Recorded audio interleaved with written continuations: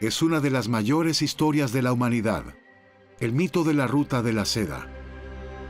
Una leyenda centenaria que revive. Seguimos la nueva Ruta de la Seda, esta gigantesca visión de fuerza, ímpetu y poder. Fluyen cientos de miles de millones en acero, hormigón, en nuevas vías, puertos, carreteras, puentes, túneles, en 65 países. El mundo nunca ha visto nada igual. Una idea que mueve a las personas, las impresiona y les afecta, que representa el éxito y el sufrimiento. Una idea de China que quiere crecer más allá de sí misma y que cambia el equilibrio mundial.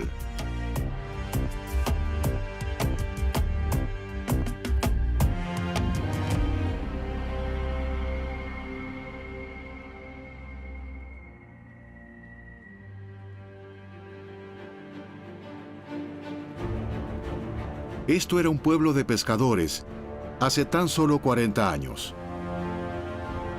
Hoy es una metrópolis de alta tecnología con 25 millones de habitantes. Shenzhen es como China bajo la lupa. El ascenso y las ambiciones de la nueva superpotencia. Aquí todo se hace visible.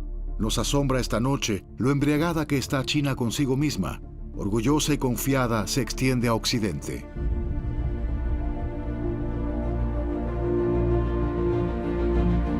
El camino hacia allí es la nueva Ruta de la Seda. Viajamos por tierra y por agua, de Shenzhen a Duisburgo. Intentamos comprender lo que está sucediendo. ¿Qué hay detrás del gran plan de China? ¿Cómo nos afectará a todos? También a nosotros en Alemania.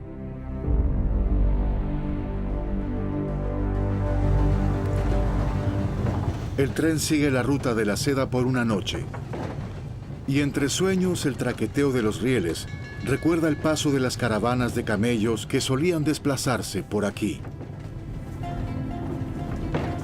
A las 6:30 el tren debería llegar a Dunhuang.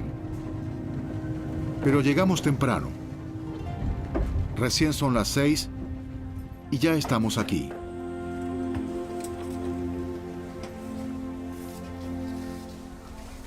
Todo el mundo está sorprendido de cómo China se apresura hacia Occidente.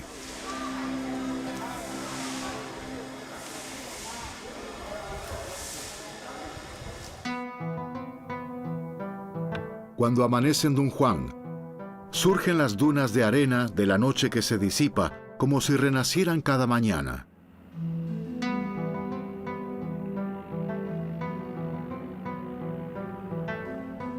Un lagarto busca el sol, igual que los turistas chinos que vienen todos los días a conquistar las dunas.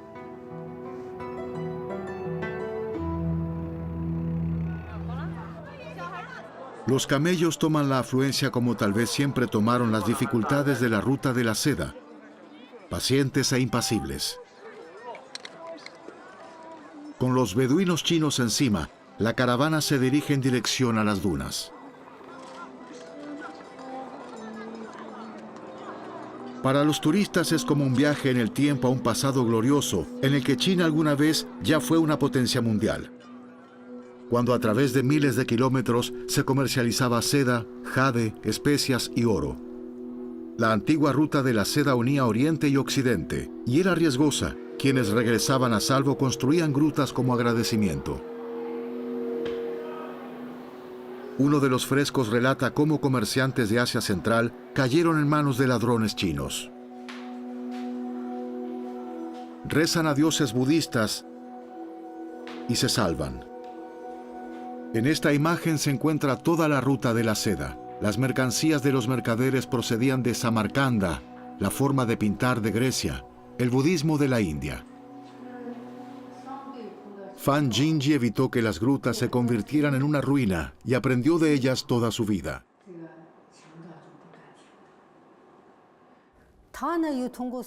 El intercambio en la Ruta de la Seda fecundó las artes y la vida en China. Es bueno aprender unos de otros, ser abiertos. Así es como debería ser en el mundo también hoy.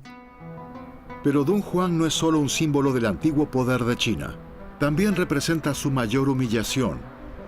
Cuando a principios del siglo XX las potencias coloniales europeas robaron los escritos y frescos de las grutas que actualmente pueden verse en los museos de Europa.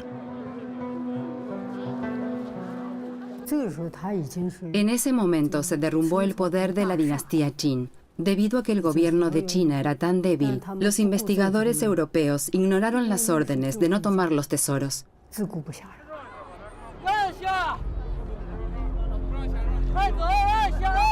Para China se trató de un arduo ascenso, de juguete de Occidente a nueva potencia mundial, que ahora se extiende a Occidente, rica y grande.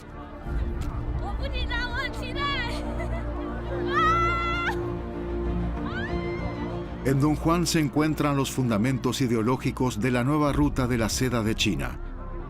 El anhelo por la grandeza del pasado y por esa superioridad sobre Occidente, que durante miles de años fue evidente para los gobernantes de China.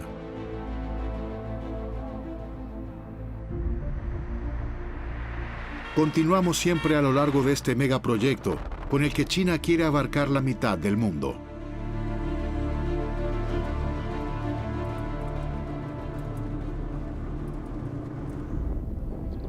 Pasamos por la puerta de Jade, donde terminaba la antigua China y comenzaba el salvaje oeste. Si vas más al oeste, escribió el poeta Wang Wei, ya no tienes buenos amigos. Pero eso es precisamente lo que queremos hacer, continuar más hacia el oeste. Ya en la antigüedad, las puertas de China al mundo siempre fueron los puertos. Nada ha cambiado en esto, solo la dimensión.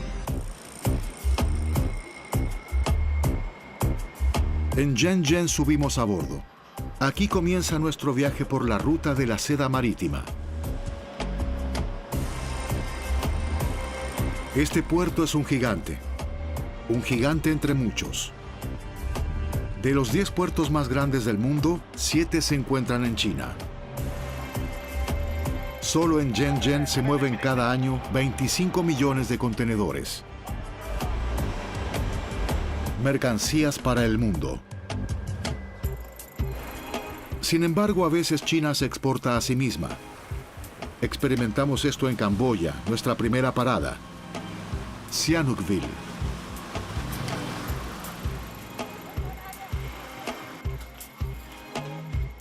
El balneario a donde van los chinos, en pleno esplendor.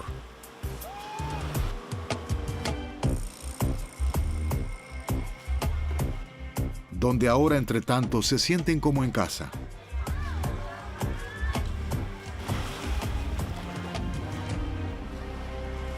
Sin embargo, para aquellos que crecieron aquí, de pronto el mundo en Sihanoukville se ha dado vuelta. Personas locales como Sri Johnny Visna, de algún modo ya no se sienten cómodos entre tantos extraños. Es terrible con tantos chinos aquí. No saben comportarse. Nuestros amigos ya se niegan a venir aquí. No tienen ganas de ver solo chinos a su alrededor. En un año todo ha cambiado. Los chinos se han apoderado completamente de nuestra ciudad. Al menos trabajan en ello y no pasa inadvertido. No se trata de una reforma superficial, es una remodelación completa. Ya no queda mucho del antiguo Sihanoukville. De ellos se ocupan trabajadores de China, material de China, planos de China. ¿Cómo funciona eso? El analista político Vanarik Chang es uno de los pocos camboyanos que se atreve a mencionar públicamente la raíz del mal. Los inversores chinos sobornan a las autoridades para obtener los permisos. Hablamos de crimen, corrupción. Esto abre las posibilidades a sus inversiones. Competencia, licitaciones. No hay transparencia, especialmente en megaproyectos. Apenas sabemos lo que realmente está sucediendo. Pero podemos ver a dónde lleva eso. Los locales están buscando su lugar. Nos encontramos nuevamente con Visna en el centro de la ciudad. Hasta hace poco tenía aquí un pequeño restaurante. Sin embargo, tuvo que dejar el local. Un inversor chino construye un hotel. Los alquileres en el centro explotan, pero los precios que pagan los chinos son impensables para Visna. Donde quiera que pregunte, hay malas noticias. Vi tu cartel. ¿Cuál es el valor del alquiler por el local? $30,000 al mes. ¿Cómo podría pagarlo? Nunca podría cubrir un alquiler así, además del agua y la luz. Y aún no pagué la escuela para mis hijos. Aquí solo pueden alquilar los chinos. Ninguno de nosotros puede permitirse eso. Pronto habrá solo restaurantes chinos para clientes chinos. Los camboyanos no tenemos ninguna oportunidad. Sihanoukville era antes un lugar de ensueño. Pero eso se ha acabado. Especialmente por la noche. En las calles, en las plazas, las cosas se vuelven cada vez más difíciles. Más drogas, más violencia, más inseguridad. Cada vez más problemas entre locales y chinos.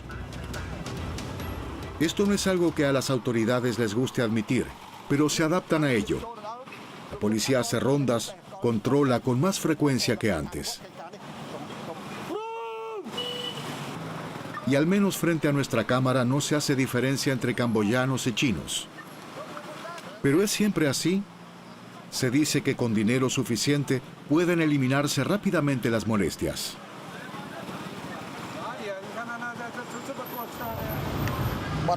La delincuencia está aumentando, eso es correcto, pero lo tenemos bajo control, reaccionamos inmediata y rápidamente.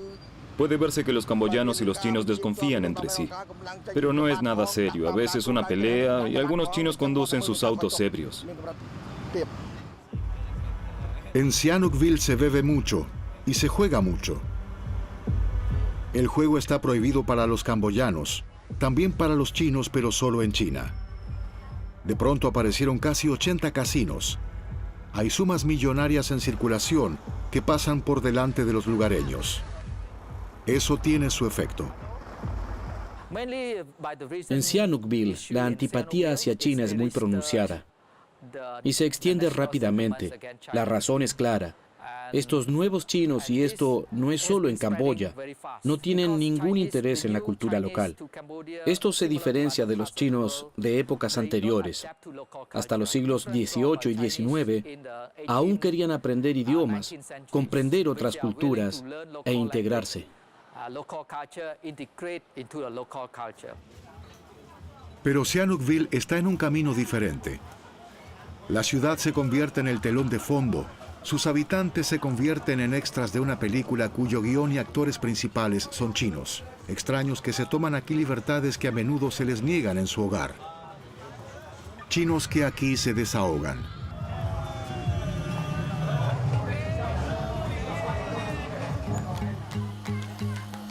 En su hogar, en China, todo es más estricto. La presión está por todas partes, especialmente en Kashgar. Pero ¿cómo encaja esto con el papel de Kashgar como el centro neurálgico de la ruta de la seda? Para las caravanas era un lugar anhelado. Marco Polo elogió Kashgar por ser tan grande y hermosa. Los comerciantes aquí, escribió, viajarían por todo el mundo.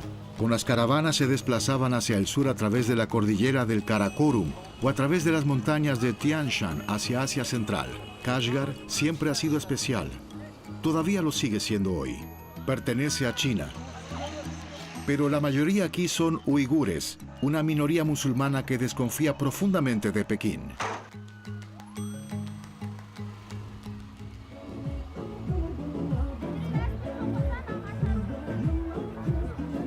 Frente a la puerta del casco histórico hay folclore uigur.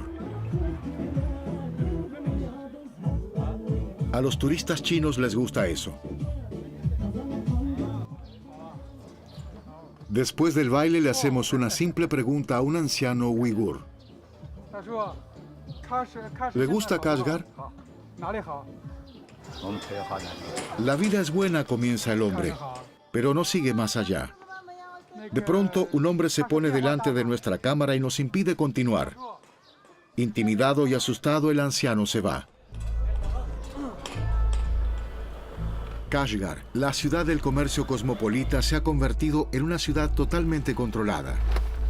Nuestro auto es seguido constantemente. La Stasi y la policía vigilan desconfiados cada uno de nuestros pasos y a todos con los que queremos hablar. Las autoridades chinas sospechan de extremismo en todas partes, cierran mezquitas o solo las permiten como museos. Parte del casco antiguo de Kashgar, corazón de la cultura uigur, será demolido. Y eso me duele.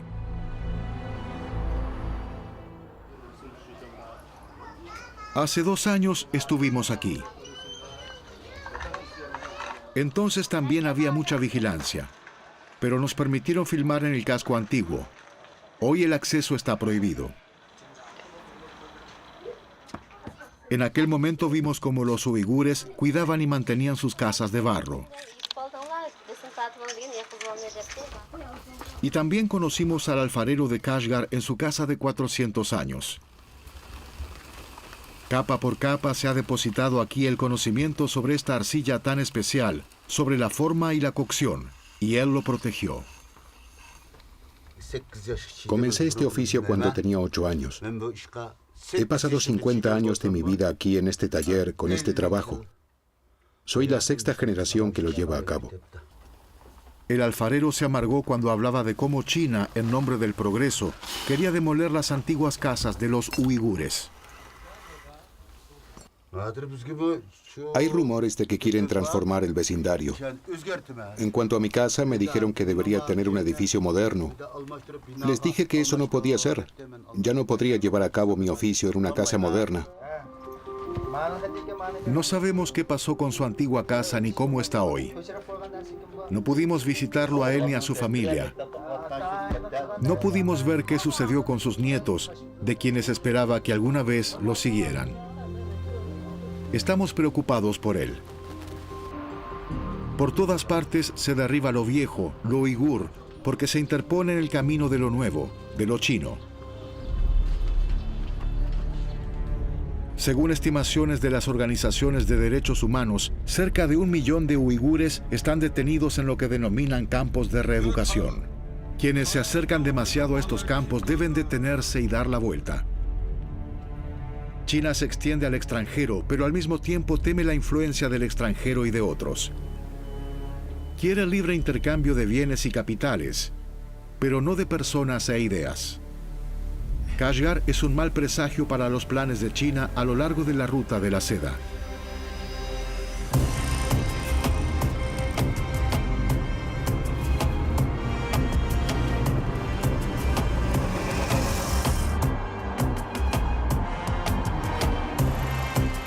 China busca lo que no tiene. Por ejemplo, materias primas para su poderosa economía. Esa codicia es difícil de saciar. A veces el deseo y la realidad se hacen uno, a veces no. Con 15.000 contenedores a bordo continuamos por la ruta marítima de la seda. A Myanmar. Uno de esos destinos que aún puede servir a los anhelos. Un país cerrado durante décadas quiere ser descubierto. Por ejemplo, desde el aire.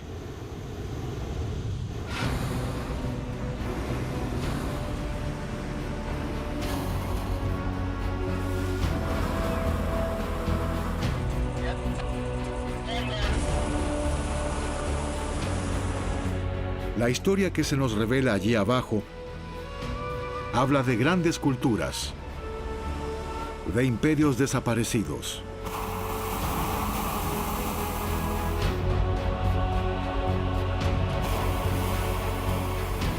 A lo largo del río Irrawaddy vamos desde Bagan a Mandalay, un nombre que suena a promesa.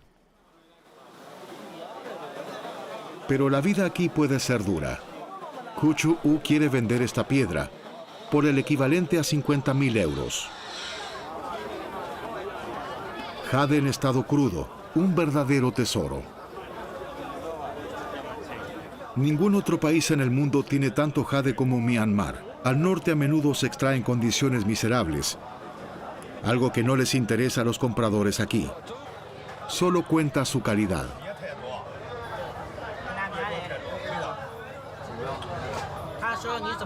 Aquí tiene una veta negra.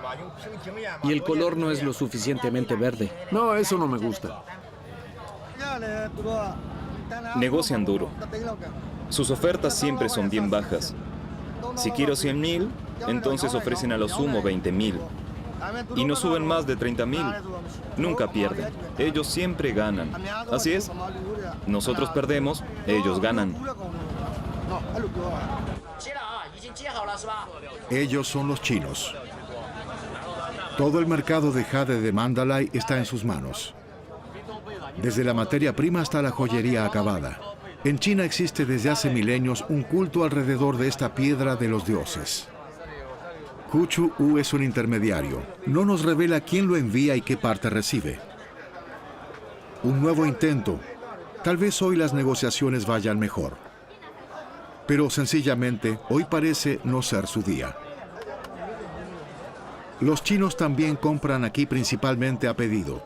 Los verdaderos clientes se encuentran muy lejos, en la lejana China, donde la clase media emergente necesita costosos símbolos de estatus. Las ofertas llegan a través del smartphone. Un comercio en línea que responde al pronunciado sentido comercial local. Estamos relacionados con China directamente. Eso es bueno. La gente en Internet no tiene mucha idea sobre el jade. No saben si la calidad es buena. Entonces traemos las mercancías en el avión. Sin embargo, los impuestos son altos.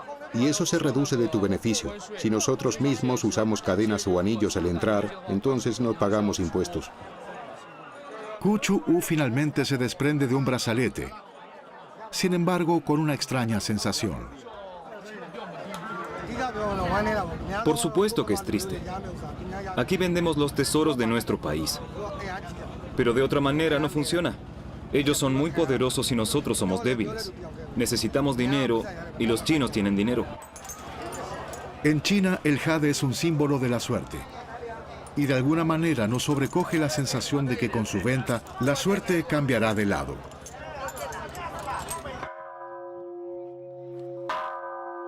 En el extremo norte, en las montañas de Kachin, el hogar del jade, también son muy deseadas otras materias primas.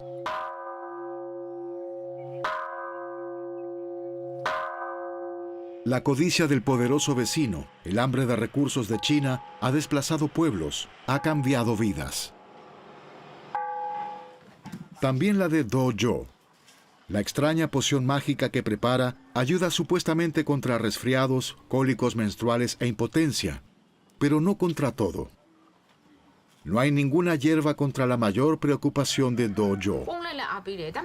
Este problema no puede resolverlo ninguna medicina. No hay nada contra ello. Si tuviésemos un medicamento para ello, créanme, lo prepararía enseguida y todos los días lo distribuiría gratuitamente. Pero no es tan sencillo. Ella necesita otros medios, una sólida protesta. No a la represa, dicen sus pancartas. Do Jo y muchos otros se han rebelado. En las nacientes del Irrawaddy se están oponiendo a la poderosa China, que tiene grandes planes, planes que nadie quiere aquí. El río Irrawaddy es nuestra arteria vital. Aquí fluye nuestra sangre. Este río tiene que vivir. Nadie puede perturbarlo. Y por eso lucharemos por él y por nosotros. Contra un monstruo que crece allí detrás desde el agua. Un coloso de acero y hormigón. Sin embargo, esta represa no superó los cimientos. China necesita energía, electricidad, y esta represa se la proporcionaría. El 90% habría ido más allá de la frontera, un proyecto multimillonario. Pero la resistencia del pueblo fue tan grande que el régimen de Myanmar efectivamente debió doblegarse.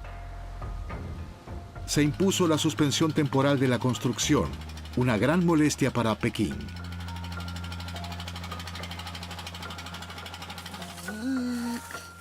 El antiguo pueblo de Do Jo hace tiempo fue reubicado por la fuerza. Todos tuvieron que abandonarlo.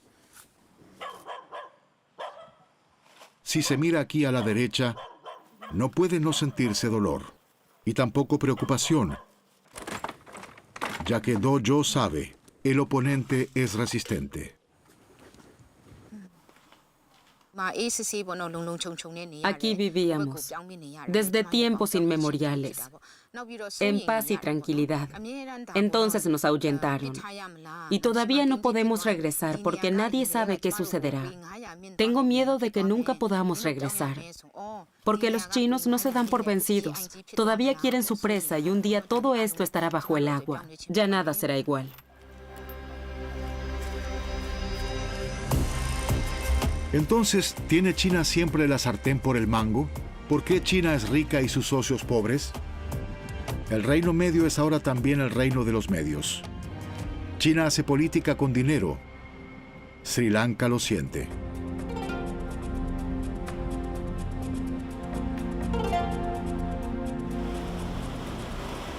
Aunque todo parece tan despreocupado en este destino de ensueño en el Océano Índico, donde de una manera agradable el tiempo parece pasar más despacio.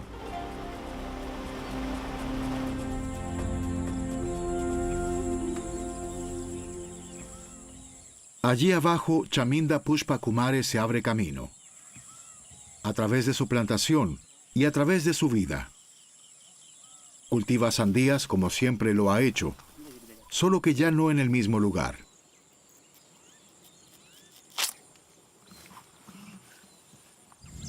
Ahora estoy en medio de la selva. Aquí se supone que cultive mis campos, bien lejos, donde no hay nada. Antes tenía una buena porción de tierra, pero ahora allí está el puerto.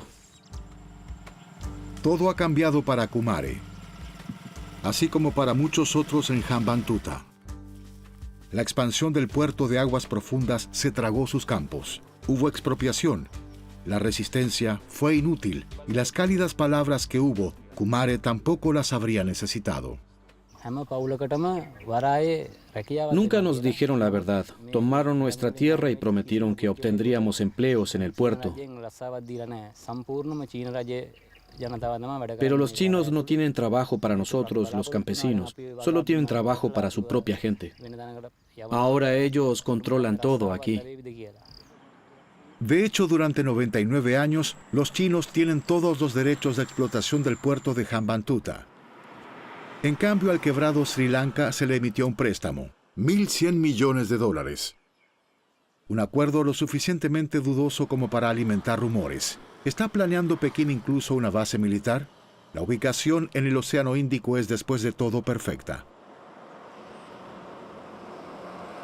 Lo que sucede exactamente en el puerto es confuso e invisible. Recibimos un claro mensaje. El mirador oficial se ha cerrado recientemente a los extranjeros. Tal vez no haya mucho para ver, ya que económicamente el puerto aún está esperando su irrupción. Por lo tanto, el gobierno ordenó que cada automóvil que importe Sri Lanka debe ingresar a través de Hambantota, incluso si el destinatario se encuentra al otro extremo del país. Creación de empleo para un puerto. Detrás de todo esto hay un hombre, Mahinda Rajapaksa. En su periodo como presidente tramó los acuerdos chinos, acuerdos como monumentos. Este hombre proviene de Hambantota. Hizo construir lo que le gustaba. Ahora su ciudad natal tiene cruces de autopistas sin tránsito. Carreteras con las que el resto del país solo sueña. Y donde hay más ganado en circulación que vehículos. Un centro de eventos donde no pasa nada. Un hospital sin pacientes y sin médicos. Todo ello pagado con créditos de China. Aruna Kulatunga lo observa desde hace años y no entiende por qué Sri Lanka participa en ello. Digamos que los chinos nos dan un préstamo de 100 rupias. Entonces, 90 de ellas fluyen directamente de vuelta a sus propios bolsillos. Es como si el banco me diese un préstamo y dijera: de acuerdo, aquí tienes el dinero. Con él podrás construir tu casa. Pero tienes que comprarme a mí todos los ladrillos. Y tienes que darle trabajo a mis obreros. Así es como funciona. Y además pagamos un interés del 12%. No es un trato justo. Los superlativos pueden hacerte sentir orgulloso, pero no todos. Aquí viene el gerente del gran aeropuerto más vacío del mundo, Hambantota Internacional. Los créditos de China se han invertido abundantemente. Aquí todo es nuevo. Prácticamente parece no haber sido usado. Y así es en realidad. Nunca hemos visto un aeropuerto así. A lo sumo en Berlín.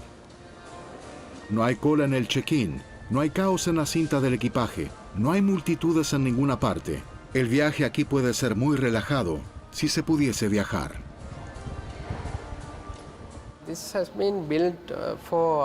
El aeropuerto está orientado a 1 millón de pasajeros al año y todavía puede crecer aún más. ¿Pero aquí no hay pasajeros? Sí, estamos preparados como un aeropuerto de respaldo en caso de que hubiese mal tiempo en la capital. Por el momento no tenemos vuelos programados. Aún no. Así que esperan. Todos los días. Desde su apertura hace 5 años. Un teatro absurdo cuyo próximo acto se está perfilando. Como el puerto está en manos chinas, pronto podría estarlo el aeropuerto. Ya que así es como Pekín hace política, con dinero. China no nos regala nada. Su objetivo no es ayudar a Sri Lanka. Tienen intereses económicos e intereses políticos. El problema es que, ¿qué podemos hacer? Necesitamos dinero, necesitamos inversiones. Y nadie más nos lo da. Al parecer, la gran política ha llegado a Sri Lanka como una potencia extranjera. Y nos preguntamos, ¿cómo debería entender todo esto la gente? La nueva ruta de la seda se abre paso en todas partes. Y con fuerza bruta atraviesa incluso las montañas más altas del mundo. Estamos en Pakistán, en la carretera Karakorum. El paso Khunjerab, a 4.800 metros, marca la frontera entre Pakistán y China. Este paso fronterizo parece pertenecer a la Gran Muralla China. Nunca llegó tan lejos, pero para nosotros la frontera realmente se siente como un muro impenetrable. A través de la valla fronteriza comparamos nuestros relojes. Los nuestros muestran la hora de Pakistán, los del guardia de fronteras de China la hora central. 3 horas de diferencia a 30 centímetros. Este territorio es zona de alta seguridad. China cree que debe aislarse del islamismo de Pakistán. Los funcionarios de China, por su parte, cruzan a Pakistán.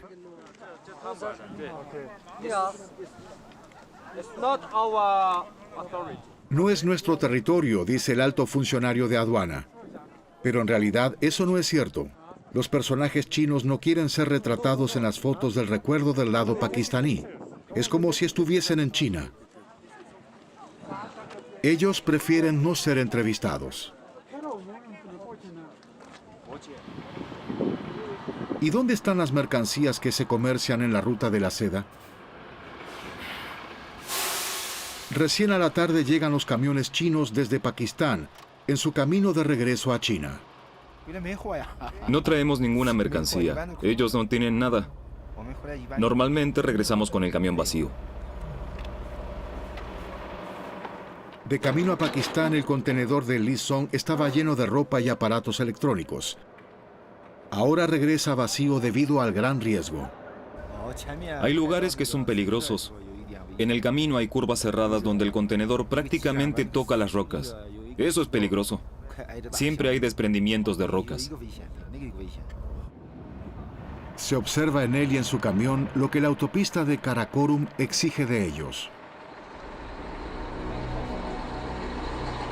Los camiones continúan su viaje a China. Nosotros permanecemos en Pakistán. Los policías nos escoltan a una enorme obra en construcción, donde no se ha permitido antes filmar a ningún equipo de televisión occidental y que le arrebata al Karakorum varios kilómetros.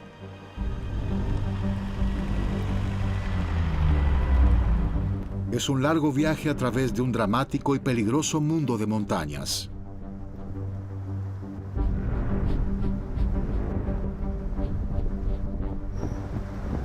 Desde hace poco más de 10 años, China y Pakistán construyen esta carretera. Pero, ¿para qué en realidad? ¿No será para unos cuantos camiones vacíos? La carretera parece un fino hilo de seda que puede desgarrarse en cualquier momento. Y como si el Karakorum tuviese que recuperar su impenetrabilidad, siempre se producen desprendimientos de rocas y la carretera debe ser reparada.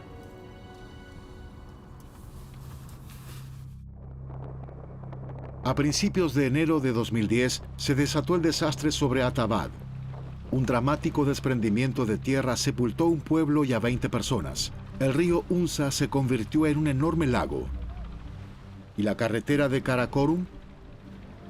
Buscó un nuevo camino a través de las montañas. Encontraré un camino o bien construiré uno, habría dicho Aníbal antes de cruzar los Alpes con elefantes para conquistar Roma. ¿Le importa también a China sobre todo el poder y la estrategia? ¿A qué Roma quieren llegar los chinos? Antes solo se atrevía a cruzar el Karakorum quien era particularmente valiente. Incluso hoy los poblados alguna vez aislados del valle del Unsa parecen de la antigua ruta de la seda. Con instrumentos y canciones antiquísimas. Y con la preocupación de que quede muy poco de ello cuando la carretera esté terminada.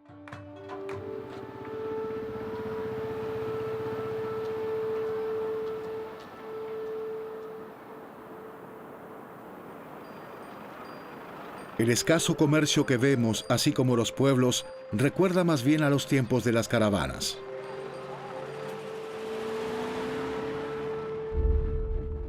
Los pocos camiones están decorados de forma muy colorida, según la tradición pakistaní.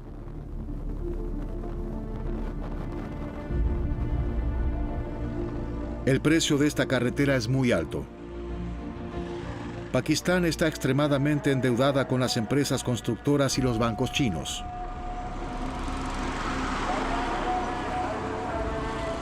Incluso para los chinos se está volviendo cara. Un cementerio para trabajadores chinos que murieron en la construcción. No es casualidad que las tumbas recuerden un cementerio militar. Estos trabajadores pertenecían al ejército chino.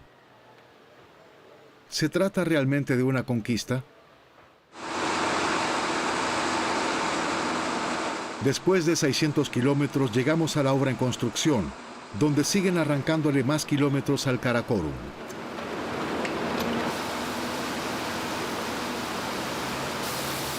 El ruido de los taladros preparando la siguiente detonación es ensordecedor. Pero aquí nadie lleva protectores de oído, tal vez porque esa sea su menor preocupación. La roca no es estable y constantemente amenaza con colapsar. A menudo no puedo dormir, especialmente cuando sucede algo imprevisto. Entonces, no solo yo no puedo dormir, tampoco lo hacen en la obra de construcción, ni nuestros jefes en Pekín. Aquí trabajan 7.000 pakistaníes y 1.200 chinos. Hay comida china y televisión estatal. Pero ¿de qué sirve esto si la familia se encuentra a miles de kilómetros de distancia y la conexión a Internet es demasiado lenta? Hola. ¿Aún no duermes? La conexión es mala. No puedes oírme, ¿verdad?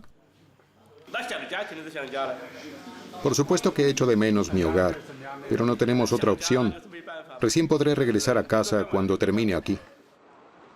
La administración del megaproyecto de construcción duerme y trabaja en un antiguo hotel que se ha convertido en una fortaleza. El gobierno de Pakistán está preocupado por la seguridad de los chinos. Por la mañana, el ingeniero Van Hui explica cómo continuar con la carretera. Ha estado trabajando aquí desde hace más de 10 años. Su cabello se ha vuelto gris mientras tanto. Confucio dijo, el hombre que derribó la montaña fue el mismo que comenzó a llevarse pequeñas piedras. Y eso es exactamente lo que Pekín espera de Van Hui día tras día. Para nosotros es una carrera contra el tiempo. Casi no tenemos descanso. Trabajamos desde la mañana hasta las 11 de la noche. Y no tenemos día libre. Van Hui quiere mostrarnos una obra de construcción especial. Aún nos preguntamos por qué tiene que ser removida la montaña. Y aquí finalmente queda claro. Se trata de una franja, un corredor a través de Pakistán. El ingeniero nos lleva a un enorme puente de 60 metros de altura. La pieza que vemos pesa 140 toneladas y alguna vez soportará la carretera. Poco a poco, puente por puente, China se acerca a su gran destino: el acceso directo al Océano Índico. Así como el Imperio Romano basó su poder en una red de caminos militares, China está construyendo ahora carreteras para su imperio. Y no sé qué es lo que causa más vértigo: la vista desde estos imponentes puentes o ese esfuerzo insano, el plan desmesurado de construir una carretera sobre el techo del mundo hasta el mar. Algún día les mostraré a mi hijo y a mi hija contra lo que luché aquí. Yo construí esta carretera y entonces estaré muy orgulloso. La mirada de China va solo hacia adelante. Quiere ir cada vez más allá. Nosotros seguimos este gran plan. Aún tenemos por delante miles de kilómetros y miles de millas náuticas hasta Europa. China se extiende hacia Occidente. Eso despierta esperanzas y agita protestas. En todas partes a lo largo de la nueva ruta de la seda y en nuestro largo camino desde Kirguistán hasta Duisburgo.